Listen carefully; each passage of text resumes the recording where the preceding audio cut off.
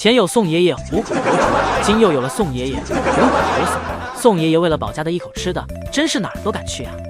只要看到有竹笋存在，不出几分钟，宋爷爷必会出现在那里。而也正是因为宋爷爷和江爷爷这集幽默与搞笑于一身的形象，不禁让园区多了除动物以外的另一个看点。这让游客们去爱宝乐园看动物时，路上偶遇宋爷爷和江爷爷，都变成了爱宝乐园的一个小彩蛋。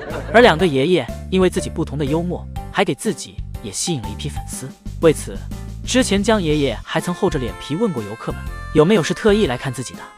부모가 안 나오고 제가 여기 있었으면 좋겠다는 분 계세요? 아이고! 江爷爷也没想到，还真的有人举手。